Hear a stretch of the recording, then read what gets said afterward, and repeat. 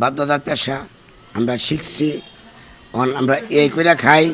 আগের মতো নাই, বাপদাদার আমল যে ব্যবসা ছিল এটা নাই, কিন্তু জিনিসের সব কিছু বাড়তি, ওই তুলনায় আমাদের আসলে খুব একটা ইনকাম হয় না। তবু আমরা চলে খাই, কারণ করতে হবে তো, অন্য কিছু করতে পারি না, আমাদের ক্যাশ কেবল নাই, আমরা ওইভাবে চলতেছি বর্তমান বাজারে। ঈদ উপলক্ষে আর মোটামুটি হয় কিছু, সেটা ঈদের পরে দেখা যায় যে কাজে বাজার খুবই খারাপ, ঈদে চলে আমাদের, তারপর থাকে না তেমন একটা ব্যবসা বাণিজ্য, ওইভাবেই চলে। গতবারের তুলনায় এবার লোহা কেজিতে 4-5 টাকা বেশি, এবং কি জিনিসের দাম খুব একটা বাড়তি না, আগের রেটেই আছে, কিন্তু কয়লার দাম বাইরে গেছে, এইভাবে আমাদের চলে। কর্মচারী বেতন বেশি, সব কিছু বাইরে গেছে, এইভাবে আমরা চলতেছি। আমাদের ব্যবসার কমার কারণ হলো ওই দেখা যায় যে স্টিলের জিনিস নামছে, চাকুচুরি পাওয়া যায়, বিদেশে পাওয়া যায়, এই দেশে আসে, ওইখানে আমাদের ক্ষতি। বগুড়ার থেকে নর্মাল মাল আসে, ওয়ান টাইম হিসেবে ব্যবহার করে, এটা আমাদের কোনো ক্ষতি হয়ে গেছে।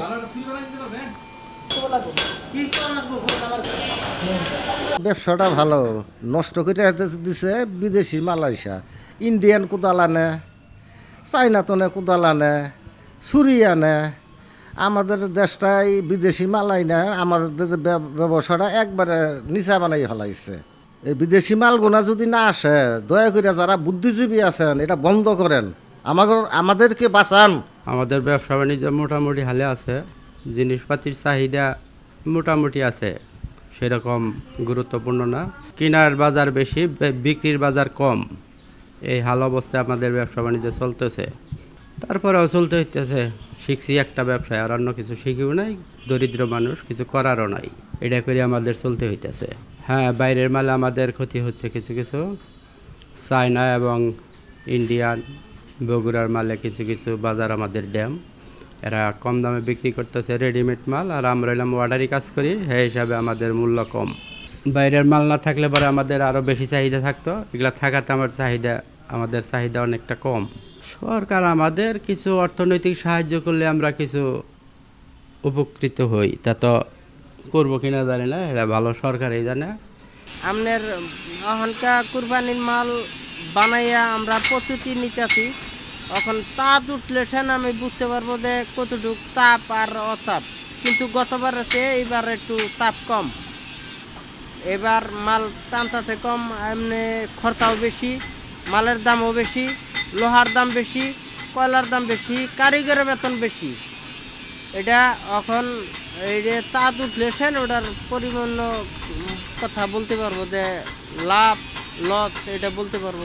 গতবারের তুলনায় এই বছর বেচা কিনি একদম মান কম, একদমই কম, যাতে কাস্টমারই নাই।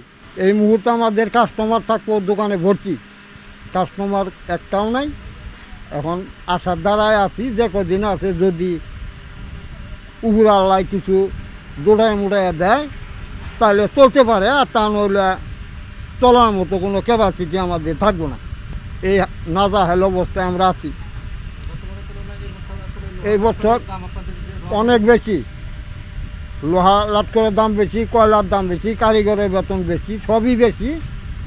এসে তো আমাদের দেখা যায় যে কামলা দিয়া ভাত খেলে 1000 টাকা পাবো, সেইটা থেকেও বঞ্চিত। এই সমস্যার মধ্যে আমরা আছি।